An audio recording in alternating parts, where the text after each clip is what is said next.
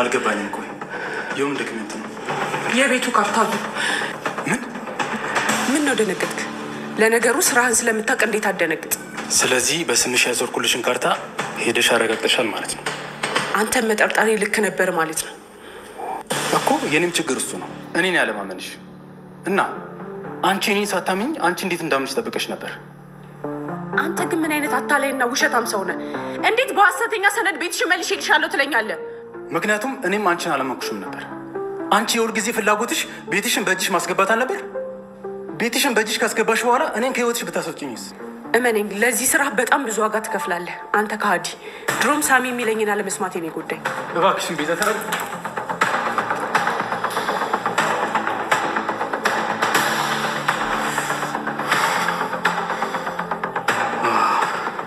ስራ ከማድረጌ በፊት ያንን ሳሚ ማስወገድ ነበር የሁሉ ሴራ እሱ እንደሆነ አውቃለሁ አሁንም በዝምታ አላልፈው ለዚህ ስራው ዋጋውን መክፈል አለበት ሱራፌል በድጋሜ ቤዛን ሊያጣት ነው ማለት ነው ቤዛ ካሁን በኋላ ሱራፌልን ሰው አድርጋ አታምነው ማለት ነው እንግዲህ የቤቱን ካርታ ወዳንቺ አዙሬልሻለሁ በስምሽ አርጌልሻለሁ ከዚህ በላይ እንዴት ልታምኚኝ ይገባል ካሁን በኋላ ልታምኚኝ ይገባል ብሎ ሲያታልላት እንደነበረ ደርሳበታለች ማለት ነው የቤቱን ካርታ ያዞርላት የነበረው የእውነት አልነበረም ፎርጅድ ነበረ ማለት ነው ስለዚህ ካሁን በኋላ ደግሞ ዋጋ ትከፍላለህ ካሁን በኋላ ማደርግህን እኔ አውቀዋለሁ በማለት እንግዲህ በጥፊ አጩላው የእጁን ሰጥተዋለች ማለት ነው እንግዲህ ካሁን በኋላ ቤዛ ሱራፌልን በፍጹም አታምነው ማለት ነው እስከዛሬ ድረስም አንተን በማመኔ በጣም ተጎድቻለሁ ሳሚ የሚለኝን ሰምቼ ቢሆን ኑሮ ይሄ ደረጃ ላይ አልደርስም ነበር ቆይ ይሄን ያህል ምን አጥፍቼ ነው አንተና ሮቤል እኔን ማጥፋት የተነሳችሁት ብለዋለች ማለት ነው እውነት ለመናገር ቤዛ በጣም ታሳዝናለች ምክንያቱም ሱራፌል በዚህ በኩል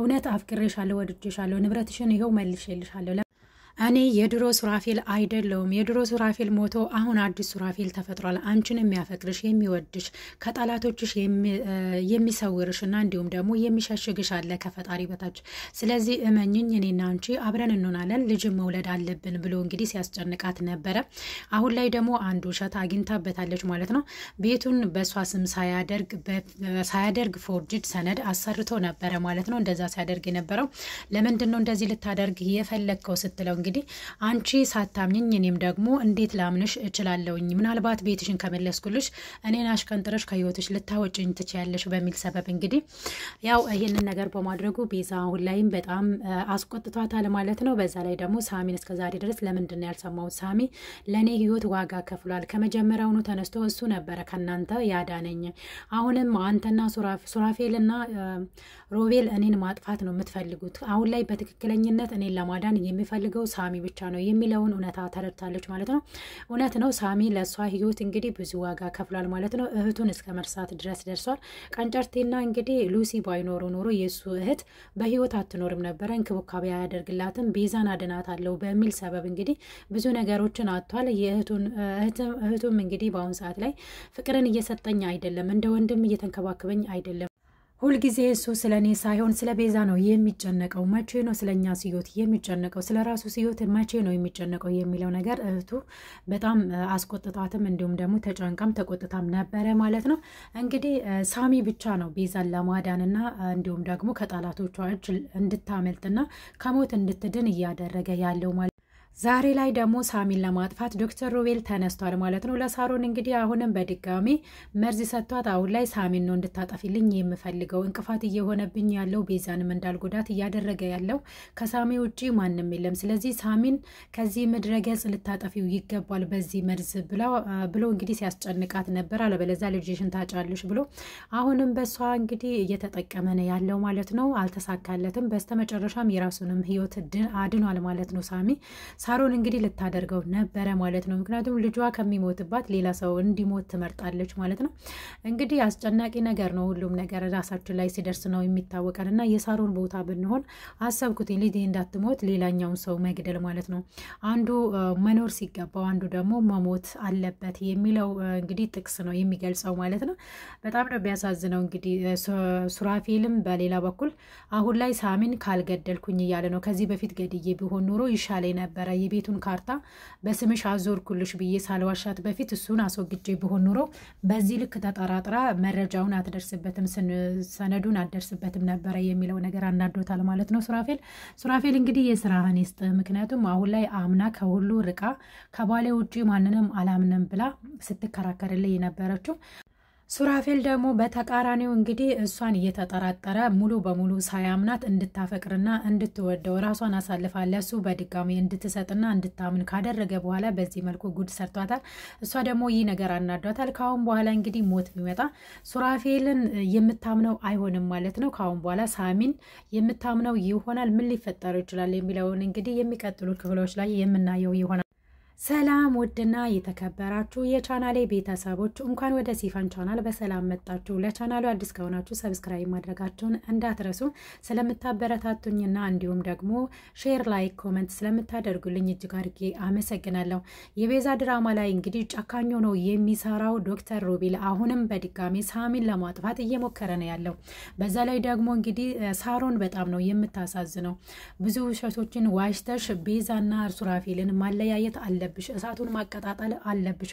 ይሄንን ማታደርጊ ከሆነ ልጅሽን አታገኛትም፣ ለዘላለም ነው ከዚህ ምድር የምሸኛት እያለ እንግዲህ ዶክተሩ ነው የሷን ልጅ አግቶባት ሊገልባት እገልብሻለሁ እያለ ያስፈራራት። እሷ ደግሞ እሱ የሚፈልገውን ነገር እንድትተገብርለት እንድትፈጽምለት ይፈልጋል ማለት ነው። ግን በስተመጨረሻ የሚገርመው ነገር ሳሚው ሁሉ ጊዜ የሰው ህይወትንም እያተረፈ እንዲሁም ደግሞ የራሱንም ህይወት እያተረፈ ነው ያለው ማለት ነው። የውሃ ሰዎች እንግዲህ እግዚአብሔር ይጠብቃቸዋል። አሁን ላይ የራሱን ህይወት ትቶ የእህቱን ህይወት ትቶ እንዲሁም ደግሞ በዙሪያው ያሉ የሚወዳቸውና የሚያከብራቸው ሰዎችን ትቶ እንግዲህ ለቤዛ ትኩረትን እየሰጠ ነው። በተለይ ታማሚ እህቱን ባዶ ቤት ውስጥ ጥሎ ሄዶ እንግዲህ ብዙ ጊዜ ወድቃ ታውቃለች ማለት ነው። አሁን ላይ እህቱ እንኳን ለኔ ምንም አይነት እንክብካቤ አያደርግልኝም፣ ሁሉ ጊዜ ቤዛን እያለ ነው የሚሄደው። ቤዛ ደግሞ በዛ ላይ እየተረዳችው አይደለም። እሷ አሁን ላይ ባሏን ነው የምታፈቅረው የምትወደው፣ ለሱ ምንም አይነት ስሜት የላትም። ስለዚህ እሱ ብዙ ጊዜ እሷን ለማዳን ይሮጣል። አሁን ላይ ደግሞ ከባሏ ይልቅ እንደውም ምንም ማንንም አታምንም የሚለው ነገር አሳስባት ነበረ ማለት ነው የሳሚ እህት እንግዲህ አሁን ላይ ከቅንጭርቲ ጋር ታርቃ ስለሆነ ብዙም ቦታ አልሰጠችውም። ነገር ግን በጣም ገርሟት ሳሚ መቼም ቢሆን ከዚህ ነገር ውስጥ እጁን ካላነሳ አይድንም፣ መጨረሻው ሞት ነው የሚሆነው። ስለዚህ አንተ ብቻን ሳይሆን እኛንም ይዘክ ነው የምትሞተው። ለምንድነው በዚህ ልክ አንተ ያመጣኸው መዘዝ እስከዛሬ ድረስ እየተከተለን ያለው? በአንተ ምክንያት እኮ እኛ ሁላችንም ተሳቀለን ሞት ነው እያለችው ነው ሉሲን በራሷ በኩል ማለት ነው። አሁን ላይ ማነሱ ሁለቱ ሮቤልና ሳሚ ሲታገሉ እንግዲህ ያው ሳሮን በጥይት ተመታለች ማለት ነው። ያ ዶክተር ተብየው እንግዲህ የሰው ህይወትን ማበላሸት መግደል ብቻ ነው የሚያውቀው ማለት ነው። ለስሙ ዶክተር ነው። በዶክተርነት ማዕረጉ ራሱን የማያከብርና ራሱን ዝቅ የሚያደርግ አይነት ሰው ነው ማለት ነው። ምክንያቱም ዶክተር ሰውን ያክማል እንጂ በዚህ ልክ ጠላት ሆኖ አይነሳም። እንግዲህ ለሱራፌል እንዳለው ከሆነ ደግሞ ከነቤዛ አባትና እናት ጋር ነው ችግር ያለበት፣ ከቤተሰቦቿ ነው ችግር ያለበት እንጂ ከሷ አልነበር። ቤዛ እንግዲህ እያሰበች ያለችው ቤተሰቦቼ የራሳቸውን ሀብት ነው ለኔ አውርሰው የሞቱት ነው የምትለው።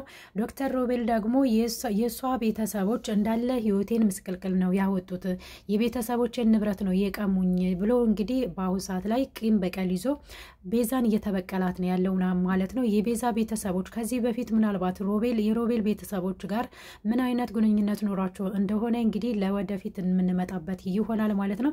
አሁን ላይ ግን ዶክተር ሮቤል እያለ ያለው ከዚህ በፊት ቤተሰቦች የሷ ቤተሰቦች ብዙ ነገሮችን አሳጥተውን ከኛ የወሰዱ ነገር አለ። ስለዚህ ሀብትና ንብረት አሁን ላይ እሷ የያዘችው የቤተሰቦቼ ንብረት ነው፣ ያንን ነገር ደግሞ ማውሰድ እፈልጋለሁኝ፣ ጦርነቱን በግልጽ ጀምሬዋለሁ ካሁን በኋላ ብሏታል ለሷም ማለት ነው። ስለዚህ የሷ ቤተሰቦች በአግባቡ አልነበረም ወይ ሀብትና ንብረት ይኖራቸው ወይንስ የዶክተር ሮቤል ቤተሰቦች ጋር ግንኙነት ኖራቸው ሀብትና ንብረታቸውን እንግዲህ ያፈሩት በሌላ በወንጀል ባለው መልኩም ሊሆን ይችላል ማለት ነው። ያጠራጥራል እውነት ለመናገር። አሁን ላይ ዶክተር ሮቤል እሷን ሊበቀላት የተነሳው ለምንድን ነው? የቤተሰቦችስ በቀል ለልጅ ይተርፋል ወይ? ምክንያቱም የሷ ቤተሰቦች በምን መንገድ ሀብትና ንብረት እንዳፈሩ አታውቅም ቤዛ። በማታውቀው ነገር ግን አሁን ላይ እየተቀጣች ነው ያለችው፣ ዋጋ እየከፈለች ነው ያለችው። አንዳንድ ጊዜ ቤተሰቦቻችን በምን መንገድ ነው ሀብትና ንብረት አውርሰውን የሄዱት የሚለው ነገር እንድናየው እንዲሁም ደግሞ እንድናስብ ያደርገናል ማለት ነው። ይህ ድራማ እንግዲህ ዶክተር ሮቤል ከዚህ በፊት ምንድነው የተነጠቀው? የሱን ቤተሰቦች ሀብትና ንብረት ማን ይሆን የወሰደበት? የቤዛ ቤተሰቦች ወይንስ አሁን ላይ እሱ እየዋሻት ነው ያለው? ለምንድን ነው በዚህ ልክስ ቤዛን ሊበቀላት የቻለው?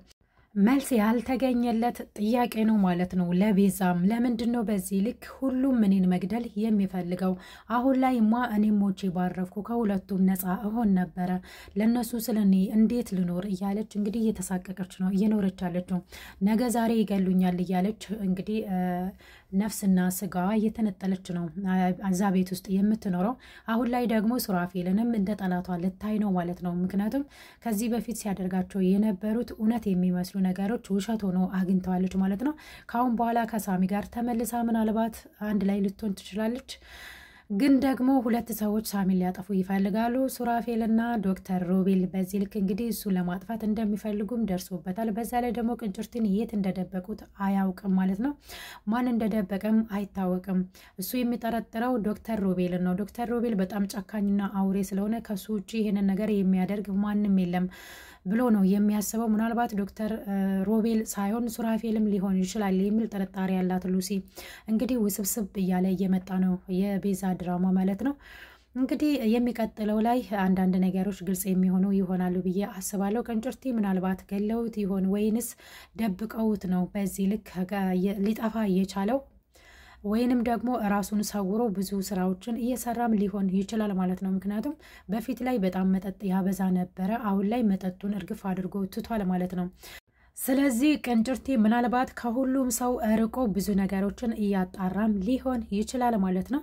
ውድና የተከበራችሁ የቻናሌ ቤተሰቦች የቤዛ ድራማ ላይ የሰራውላችሁ ቪዲዮ ቀንጨባ አድርጌ ይህንን ይመስላል። በሌላ በቀጣይ ቪዲዮ እስክንገናኝ ድረስ ቸር ሰንብቱልኝ። ሰሞኑን ቪዲዮ ሰርቼ አላቅም፣ በጣም ቆይቻለሁ። ስራ ትንሽ በዛ ስላለብኝ ያው አልተመቻቸልኝም ማለት ነው። ስለዚህ ቤተሰብ እገዛችሁ ያስፈልገኛል። ላይክ ሰብስክራይብ ማድረጋችሁን እንዳትረሱ፣ አሳድጉኝ። እኔም የስደት እህታችሁ ነኝ ማለት ነው። ስለተከታተላችሁኝ እጅግ አድርጌ አመሰግናለሁ። በሌላ በቀጣይ ቪዲዮ እስክንገናኝ ድረስ ቸር ሰንብቱ።